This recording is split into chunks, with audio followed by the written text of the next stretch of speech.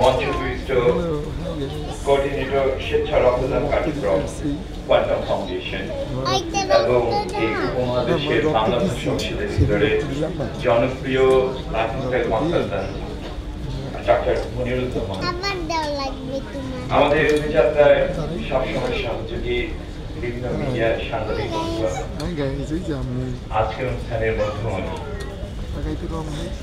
সম্মানিত রক্তদাতা এবং উপস্থিত সম্মানিত উপস্থিতি ও সুধীবৃন্দ, আসসালামু আলাইকুম।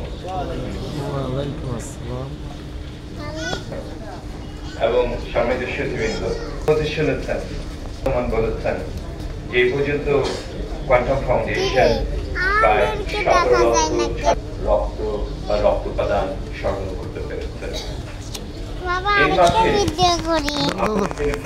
এর মাঝে